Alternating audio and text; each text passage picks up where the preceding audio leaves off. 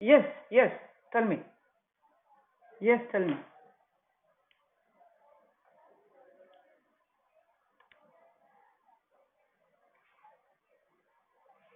You can mail me the chapterization, no issues. Mm-hmm. Mm-hmm. So yes, we'll discuss about project, not now, as Harshamrit just told me. He has decided for the 2:30 to 3:30 slot for tomorrow. I will confirm that. I'll see if I have any class, during that period. If I don't, then I'll confirm. Otherwise, we'll think of another time.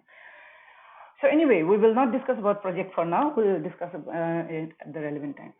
So yes, we completed nature law school. It took us 31 classes. Usually it doesn't take that much because we have longer duration classes. But this time because of all these technical issues. So and then we talked a little bit about positivism. Okay, so I told you that positivism is from the word derived from the word posit, which means to lay down. Okay, as it is. Okay, so positivism is about facts. Okay, so it does not concern itself with moral norms. Okay, but then I should tell you early, as I have, that it definitely concerns with something called legal norm. Okay, now, if we are able to make that distinction between legal norm and a moral norm is a separate question that we will deal with later on. But apart from that, uh, positivism generally deals with facts. Okay, so it's an outcome of a particular way of thinking. Okay, so this is something that emerged in England. Okay, in Britain. Okay, so I told you guys earlier. Empiricism had also, as a way of philosophizing, had started there. So positivism is a child of empiricism. Okay, so it concerns itself with the things as they are, the world as it is. Okay, not with the world as it ought to be. If at all there is such a question, that is separate from the question of law. Okay, so if you remember, we started with this question of what is um, you know we tried to discuss about what is legal theory. Okay, what we are doing right now, yes, I have. So what we are doing right now is legal theory. Okay, so this is the school that deals with legal theory.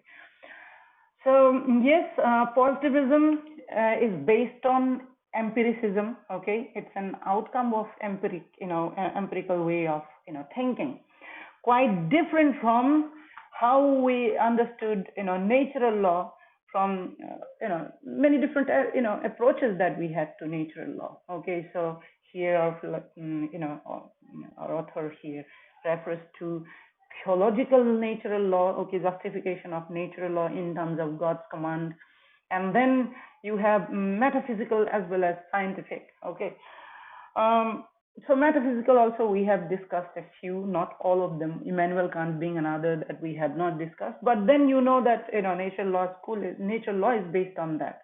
So you have John Finnis, as someone who's from that metaphysical approach. Okay. Now, for positivists, the problems with metaphysical approach, the problem with such kind of approach is that there is no way for you to prove it. Okay, there is no way you can either prove or disprove it. Okay, you either accept or you do not accept it. So for example, when Finnis tells you there is something called objective goods, he says that what other proof can I give to prove that this exists? Okay, if you do not accept it, you refute yourself. So they do not subject themselves to the process of proving or disproving. Okay, so that's something that the positivists are not happy with. Okay, so they are like, okay, the law should be verifiable, and how do I verify that? I should be able to find it somewhere, so it should be laid out for me, so it should be laid down. Okay, so most positivists essentially subscribe to legislation as being the most important source of law. Okay, legislation as being the most important source of law. There are others who say that judicial precedents are also a source of law, because that's kind of delegated legislation. And what about another source of law, that is custom as a source of law? They said that is a source of law only to the extent that it is accepted by the sovereign as a source. Okay, but then in the process of acceptance or adoption of customs as a source of law, It's not custom in itself that becomes a source of law, but the fact that it has been accepted by a particular sovereign. So anyway, this is what they generally say. There are much more specifics that we will discuss later on. But what we know so far is that positivism, as an approach, does not subscribe to metaphysics, does not subscribe to the theological way of thinking, etc., etc. Okay. So, for example, one of our natural law thinkers, John Locke says that we humans have natural rights. Okay. Why do we humans have natural rights? If you were to ask John Locke, he would say that we are all born equal. Okay, we are all born equal. We are all born humans. Okay, the fact that we are born as human, okay, itself enough reason for me to say that I have natural rights. Okay, there are many other aspects of it, but let's start with that. Okay, so that's it. You do not need any other reason for that. Okay, they would just say that you're born as human, so you have natural rights. Okay. So Bentham would say this to that natural rights are nothing but nonsense on stilts.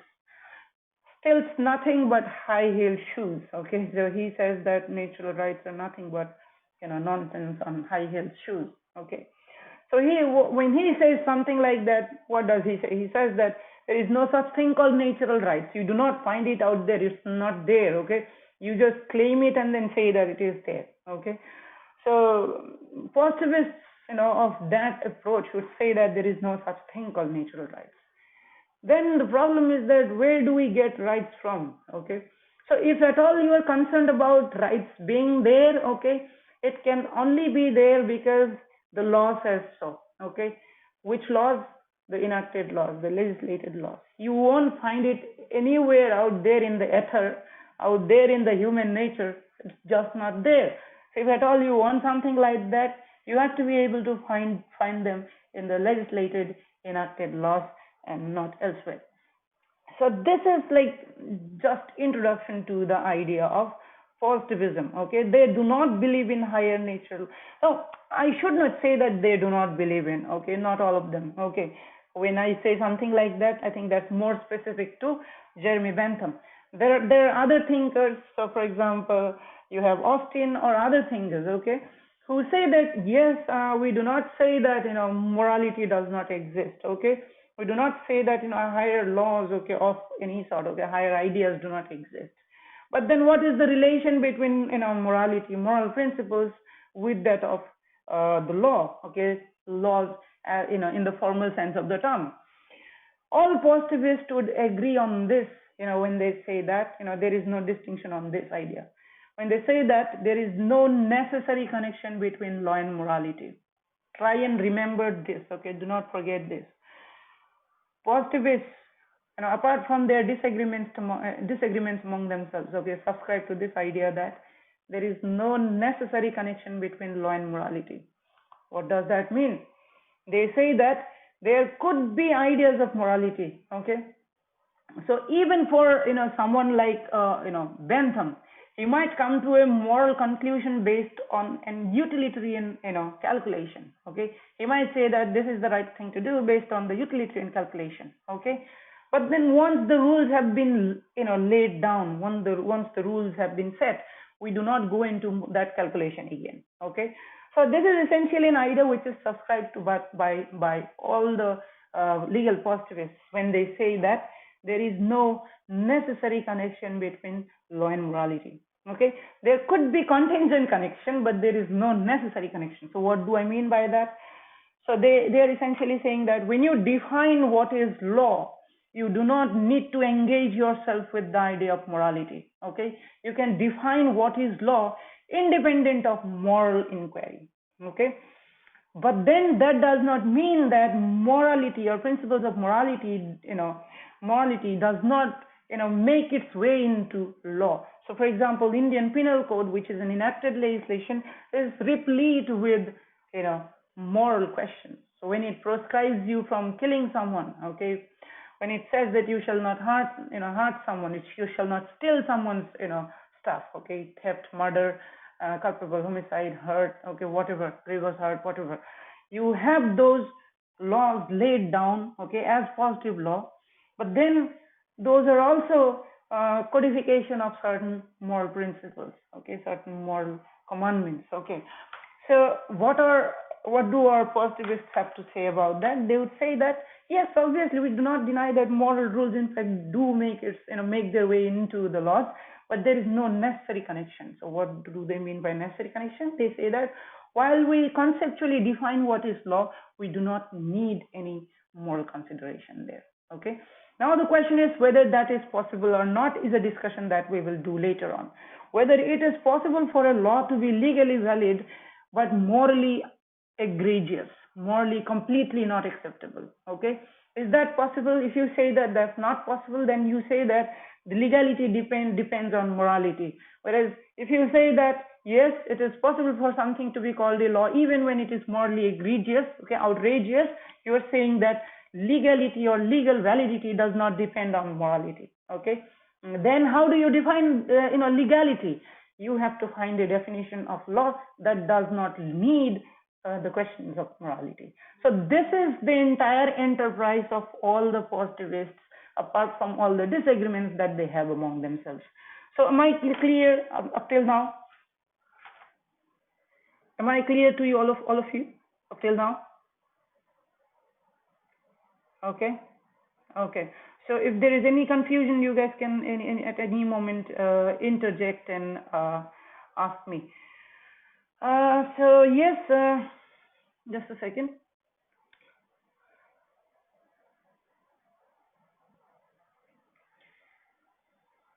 So yes, so why do they want to make this distinction between law and morality at the conceptual level? Okay, not at any other level, but at conceptual level, they want to make this distinction. I gave you two important reasons. Okay, one, I told you that already today that most of these moral principles are based on certain metaphysical ideas, and metaphysical ideas are not subject to proof. Okay, so for example, God is a metaphysical entity.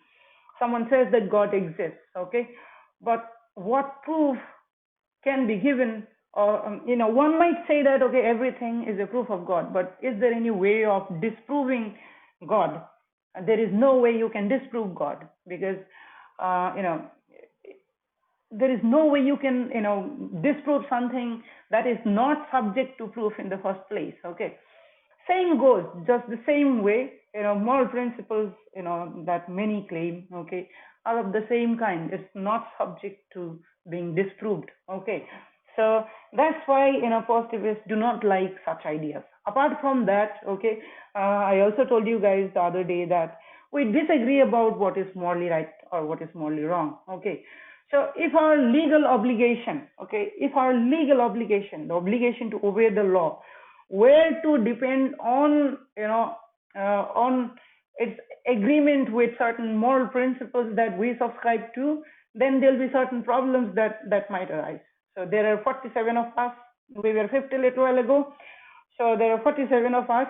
Okay, we all might subscribe to different moral positions. Okay, and if legality were to depend on these different moral positions that we subscribe to, that would be a problem, because it's simply not possible. Okay, then if each one of us were to say that okay, it is not law because it's not in accordance with my principles of morality, then that's really problematic. Okay, so they would say, positivists would say that certainty in law, okay, certainty in law, clarity and certainty in law matters more than anything else.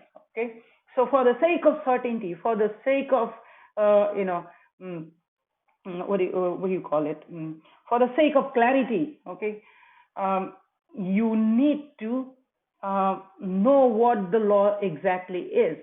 Okay, so what are they saying? You need to know what the law exactly is, not what law law ought to be, because on which we all might disagree. Okay, so for example, abortion is okay or not. On these issues we disagree. Whether whether property can be acquired by the state without providing reasonable compensation or not. Okay, so is that okay? We might disagree on that, but if the law has been laid down, there is no question of disagreeing on that, okay? But then we might still disagree. I'm not going into that debate for now, okay? What I'm essentially trying to convey to you guys is that that we all disagree about what is the right thing to do, okay? But if our understanding of that, where to be the deciding factor as to the validity of law, legal validity of the law, then that leads us to some serious problem, okay? And that's not acceptable to positivists. So they say that we will keep legality, the question of legal validity, separate from the question of morality. So that's what essentially positivism is all about.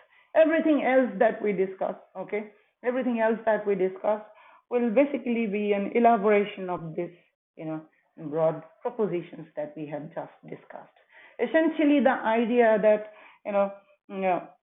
there is no necessary connection between law and morality. There could be contingent connection, but there is no necessary connection between law and morality.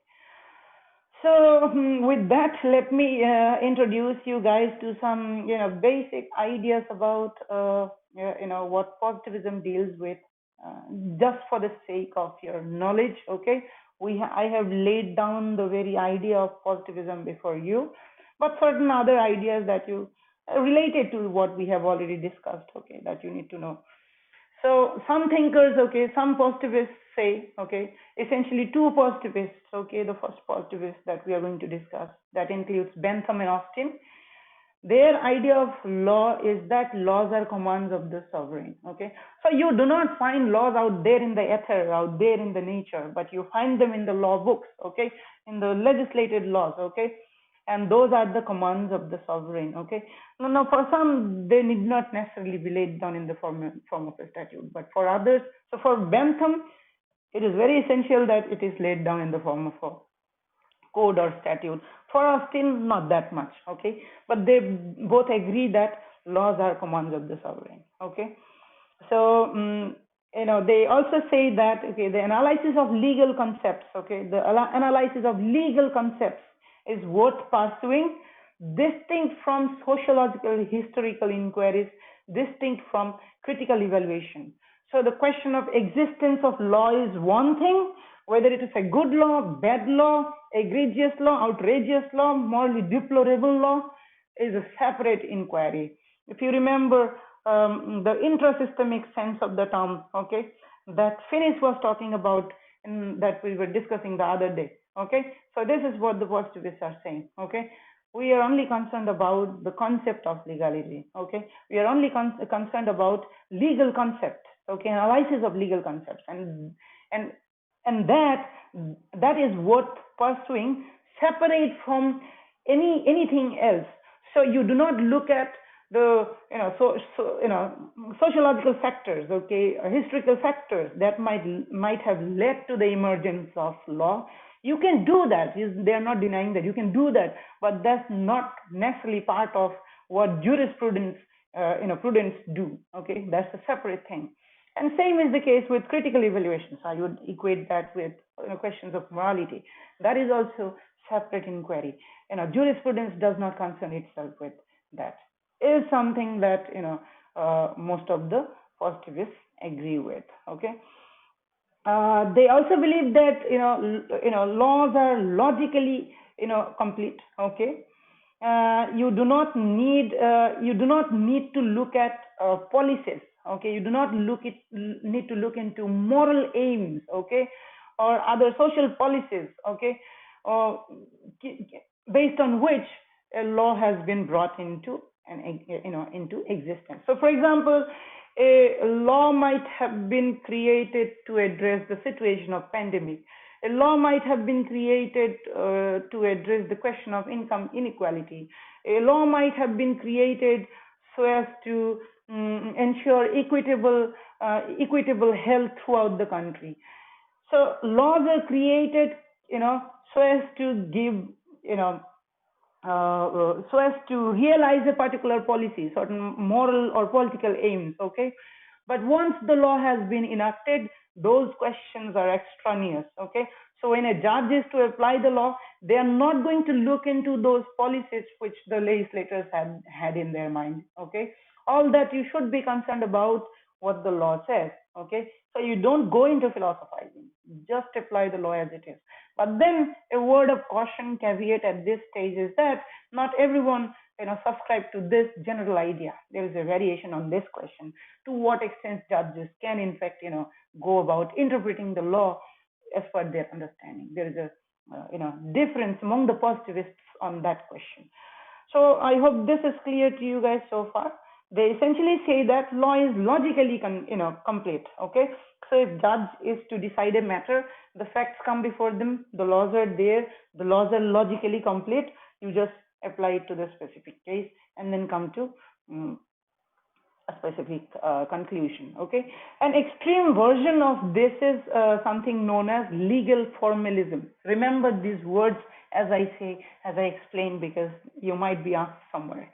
An extreme version of this idea is that of legal formalism. If someone says that law is logically completely concept and completely like what do you call it, law is completely logically complete, okay, and you do not need any other extraneous considerations, then any one of that sort, okay, with that idea would be considered as legal formalists. Okay, they say that law is formally whole, formally complete. Okay, there is no gap in law.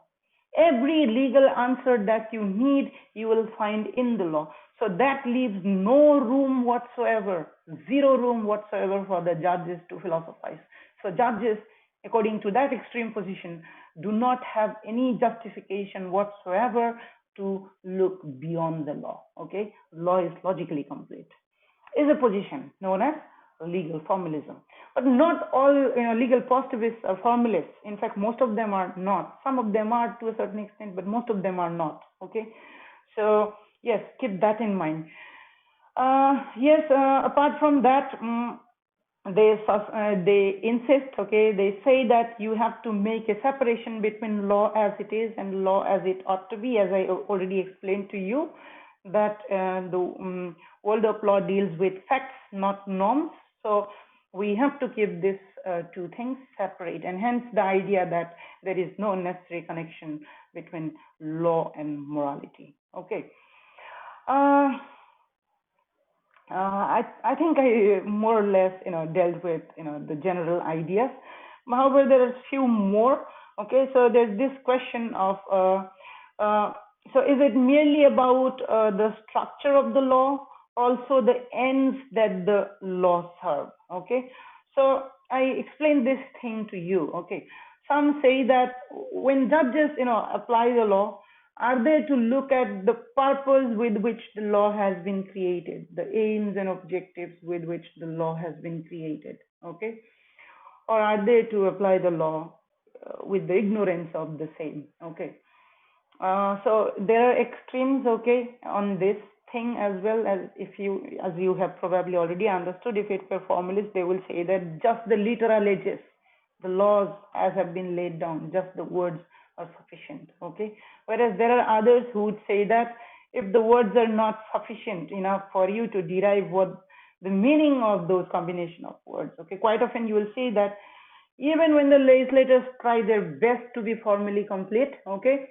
they still end up conveying confusing meanings. Okay, and then judges have to decide on what is the right meaning to be applied in the instant case, as you will study in interpretation of statutes later. Okay, so simple words like vegetable, what comes within the meaning of vegetable? Would tomato, which is a kind of fruit, come within the meaning of vegetable? Just an example. Okay, so these are the types of problems do arise, and in such situation, if you were to give a specific meaning, and then which meaning would you give? Okay, if the words are not sufficient, then you might have to look at the policies which judges have to which the legislators have to keep in mind to enact the legislation.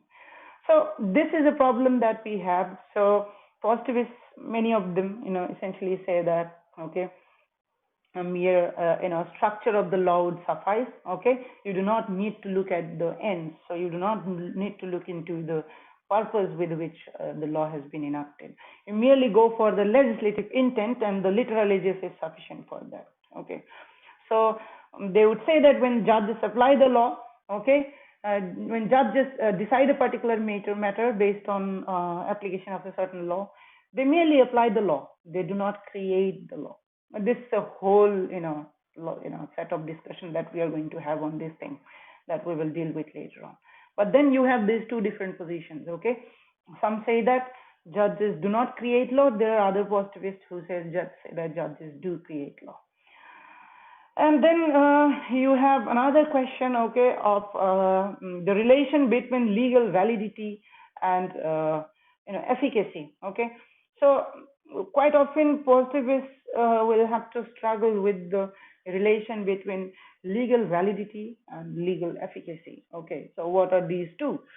So legal validity, by that positivists would generally mean that, okay, there are certain formal requirements of something being called as law. Are those being fulfilled or not? If those formal requirements are fulfilled, then it's a clear case of law, okay.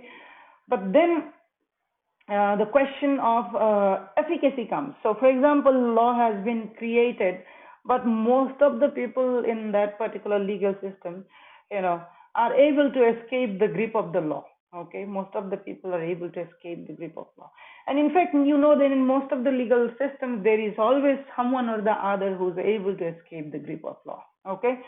So as more and more people are able to escape the grip of law, we say that the law is less and less efficacious. So it is less and less effective, in serving the purpose for which it exists. So the question is, as it becomes more and less and less efficacious, does it also lose legal validity? Okay. So on this we have to discuss on what is the relationship between legal validity on the one hand and efficacy of law on the other. So you have many different positions on that. If you take Austin's definition, then you will probably come to one extreme conclusion, but then you have others like Kelsen that will lead you to a different conclusion. So yes, this is what happens. Okay. Apart from that, let me also introduce something that some thinkers had to say. So John Austin is the one who's credited as being the father of legal positivism, but I think you should appropriately credit Bentham as being the father of legal positivism. Okay, you can take it further back, but those philosophers were not very crystal clear about it. So you can also attribute Hobbes, and you can, if you take it really further back, you can also credit Augustine as being someone who's for the first time laying down the idea of positivism. But then I think the person who has done creditable work, I think it's Bentham. But because Bentham's work on positivism was discovered only in the middle of the 20th century at UCL in some pile of his work.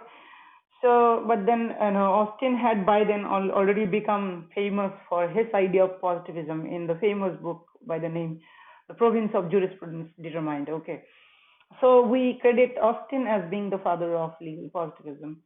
Okay, now what does he say about positivism? Okay, so Austin says that the existence of law is one thing. Listen to this carefully. The existence of law is one thing, its merit and demerit another. So whether law exists is one inquiry.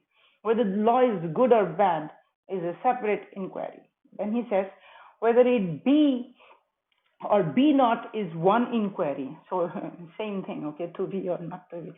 So he says this is existential question about law. So he says whether it be or be not is one inquiry, and then he says whether it be or be not conformable to an assumed standard is a different inquiry. So he says whether the law exists or not.